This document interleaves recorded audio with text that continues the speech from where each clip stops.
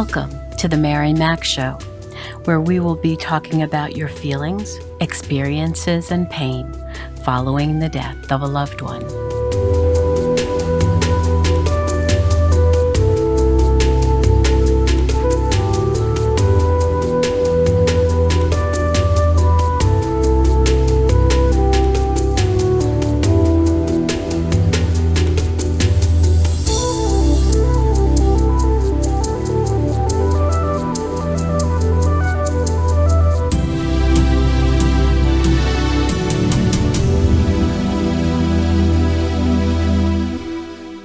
Good morning, good afternoon, good evening.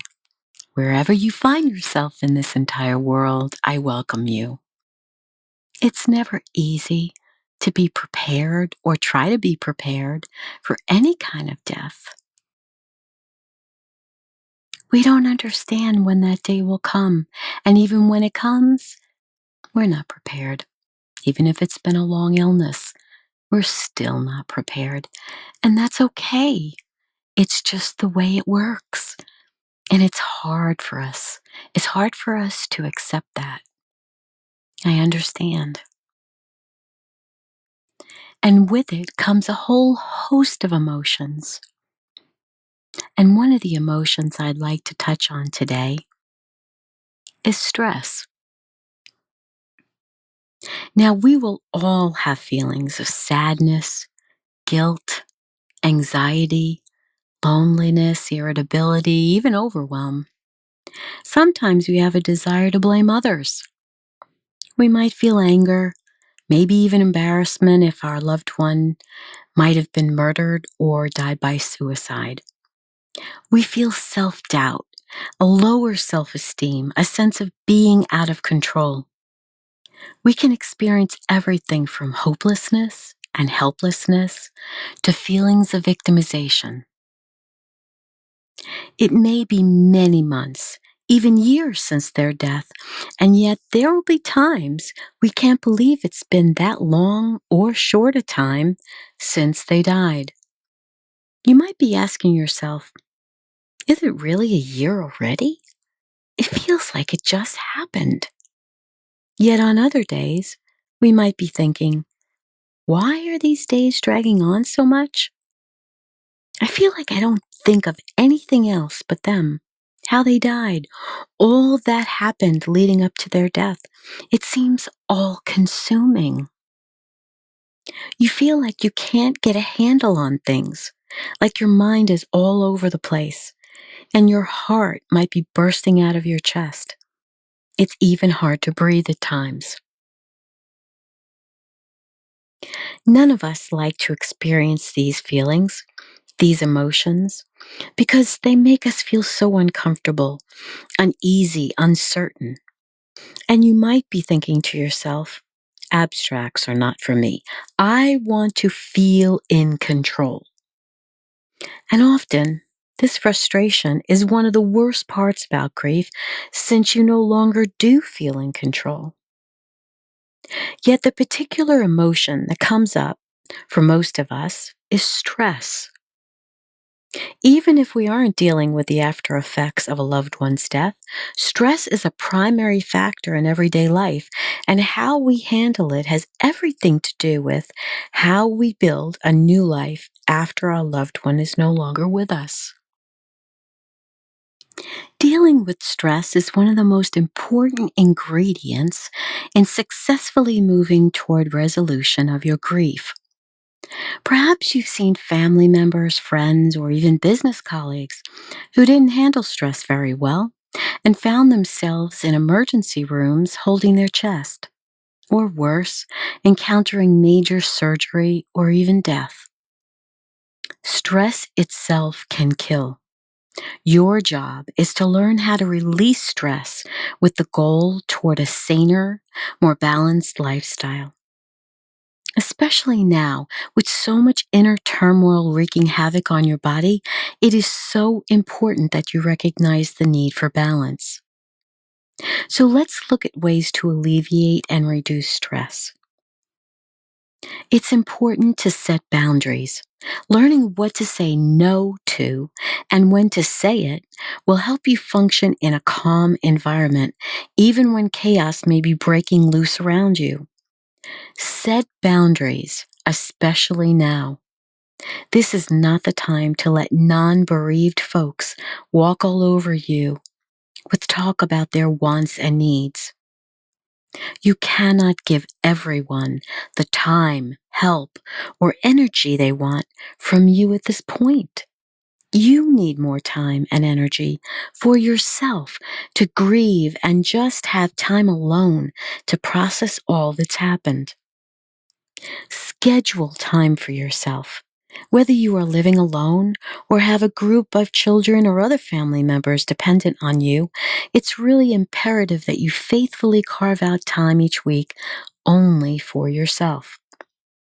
That might be a weekend morning or an evening during the week, but it must be for you only, and if possible, outside to meet with friends. Visit a beautiful park with a book or your journal, the ocean, a lake, or other scenic place where you are in nature. If possible, let the sun shine on your face, feel the breeze, even let the light rain that's falling to fall on you for a short time. So much is going on in your life, and you need these little forms of escape. Where can you go, and what can you do to schedule time for yourself? Write them in your gratitude journal. Next, I'd like to talk about prayer and meditation.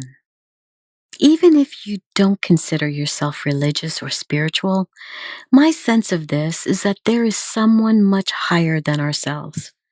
And if you listen to other episodes, you know that I feel strongly that heaven is real from all the people I've spoken with over the years who have died and came back to tell about it.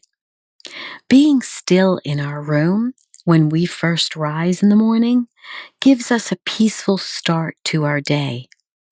We acknowledge that there is someone who has more power than we do. We may not know all the answers to what has happened, but knowing we aren't in this alone certainly helps us. I personally say thank you every morning and evening for what I do have and what I've accomplished in that day. I thank God for all He is orchestrating on my behalf in the background, which I cannot yet see, and that He will watch over us. There are lovely YouTube videos online for 10 to 15-minute meditations, which I prefer. When you first begin, your goal is to calm your mind. Just be.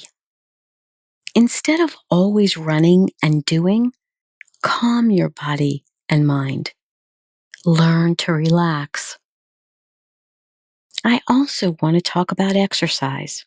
Now, I know. You're probably saying, did she have to bring up that word? Yes, I did. The reason is not so much to worry about your physical size, although that is a wonderful byproduct, but rather to get you moving, which will help reduce the possibility of depression. When we sit too long and continually reflect upon our pain instead of doing something with our body, we can easily fall into a depressed state. And I don't want this to happen to you. Making special time for exercise, especially when you're dealing with such pain, is so valuable. Even though you feel like you want to lie in bed all day, it is important that you move, get outside, and get some fresh air. If all you do is walk outside your door and breathe in the air, or walk a block down the street and back, it is far better than had you stayed in bed all day. In the beginning, this may be significant for you. The whole purpose is to get your body moving. If you will do this for me every day, within a few weeks, you'll feel stronger and walk longer and farther. Maybe now it will be 3 blocks, then 4, and before you know it, you'll be able to walk a mile. You'll start to look forward to this. It will be your time for yourself. And while you are grieving, you really need that. There are also YouTube videos on high impact interval training, or SIT, short interval training, which are intense, fast workouts for very short periods of time. Perhaps you would feel like that is even better for you. Also, when you wake up in the morning, lift all the blinds and draw the curtains to bring in the light. This sounds like such a little thing, but when you feel blue, you tend to want to shut out the world. And when you open them, the sunlight will come in and it will help lift your mood as well. And if it is a darker, drearier day, at least the light will come in. Much better than having a dull, dark room to depress you more. I want you to also recognize and acknowledge all the feelings that you are experiencing right now. The more we try to restrict and deny what is really happening in our emotions, the more stress we build. And the whole point is to try to reduce unnecessary stress. We had plenty to deal with before our loved one died. Now we are coupled with even more. I also encourage you to plan a nutritious diet.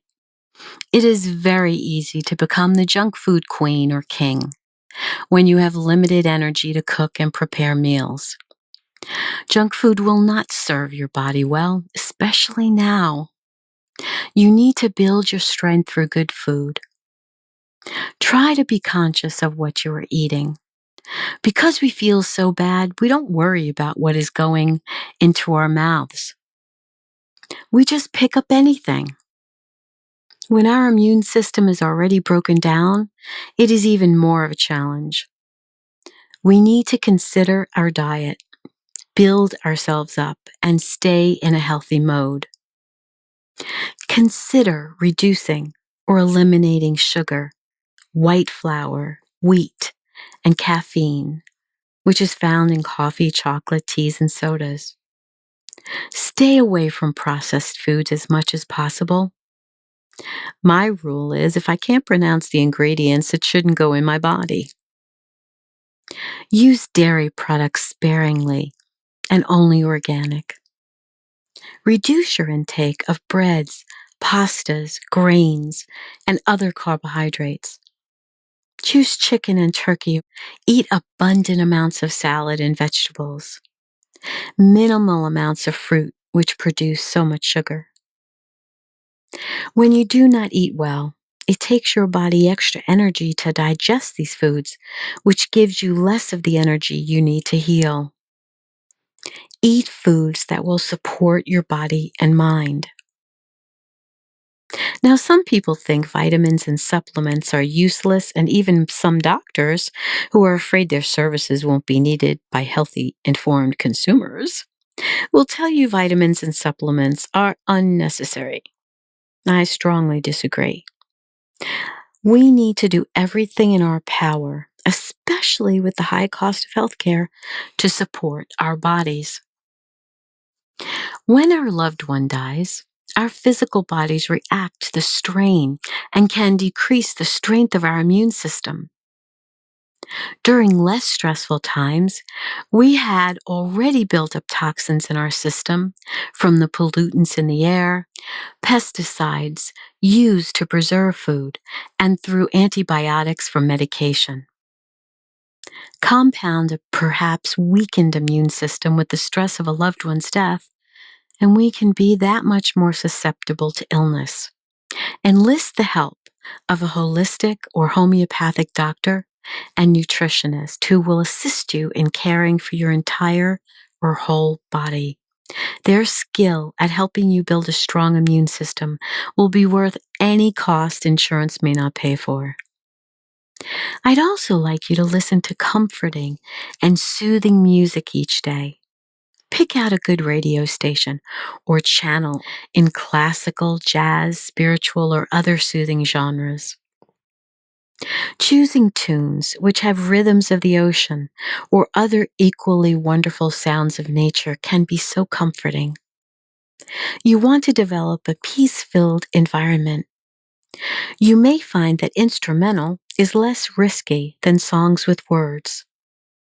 But ultimately, you will hear that one perfect song, your song, or some sentimental song, which will only bring you sadness, start the tears to flow, and bring you on an unsettling trip down memory lane.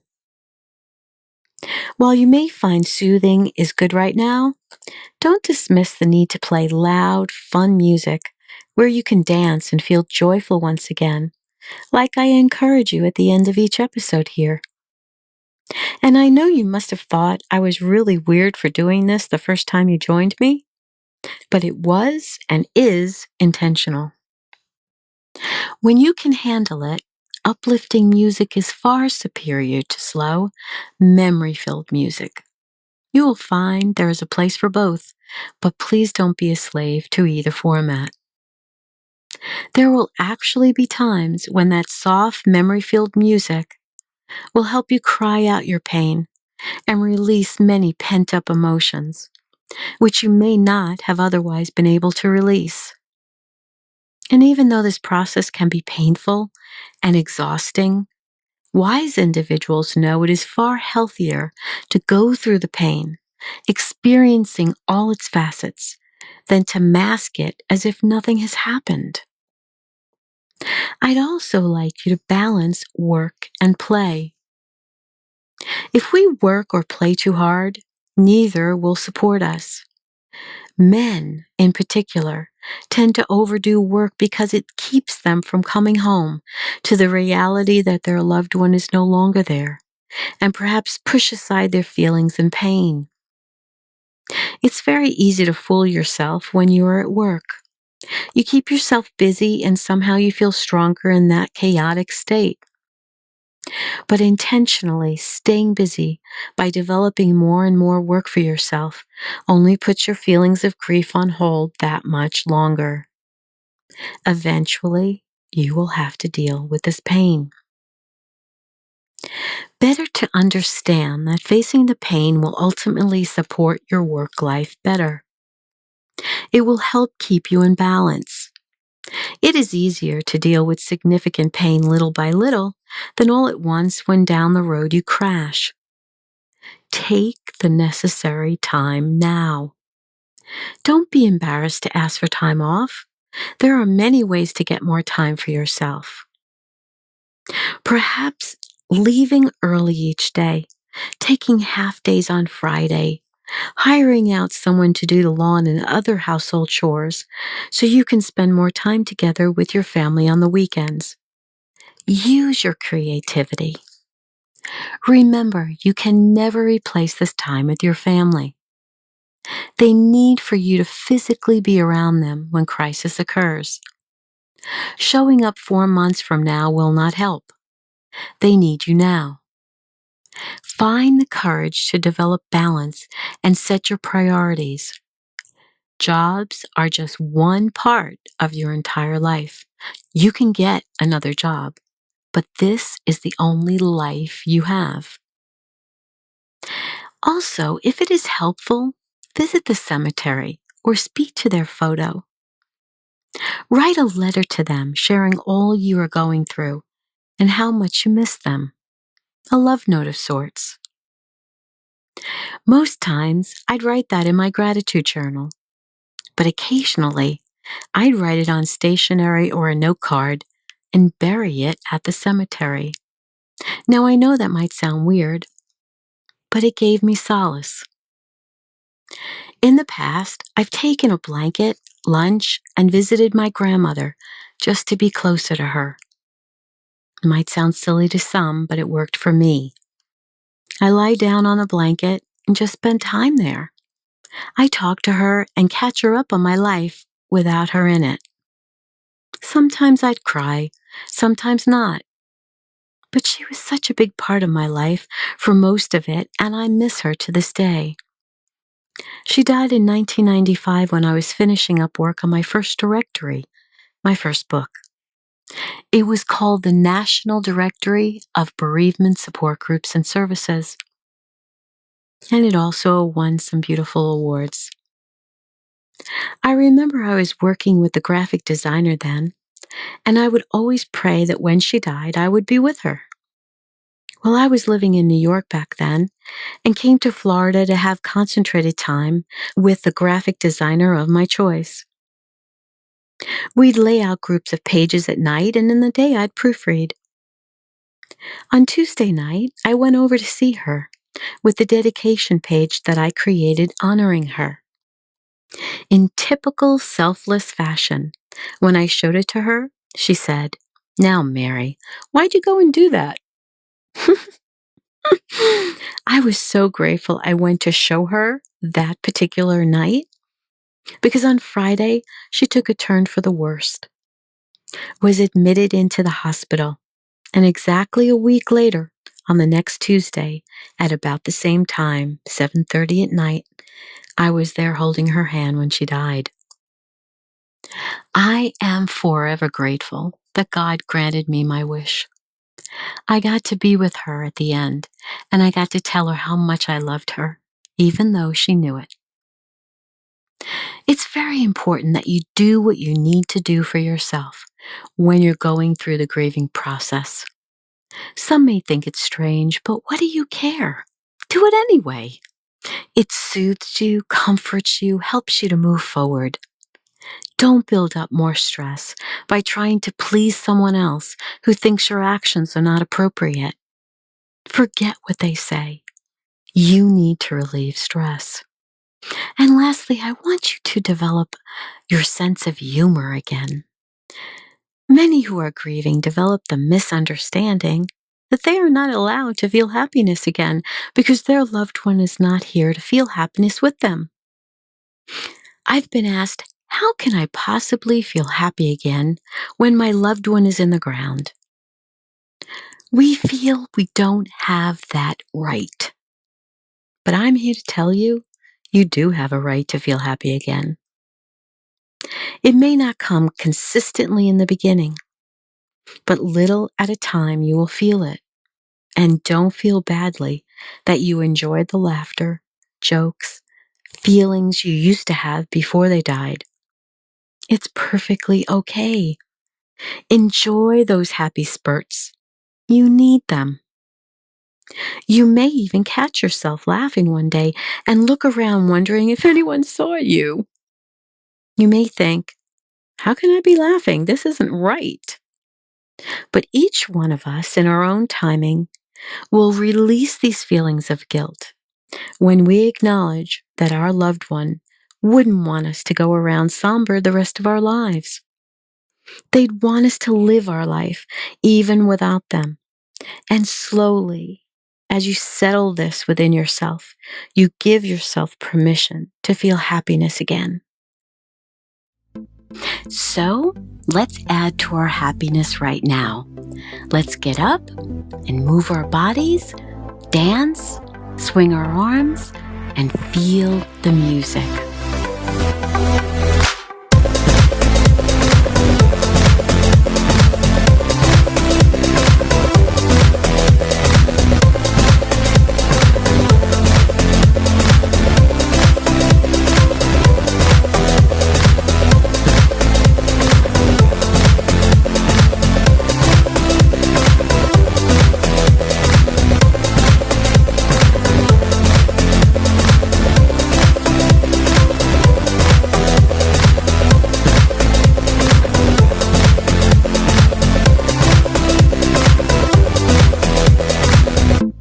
Thank you for being with me today.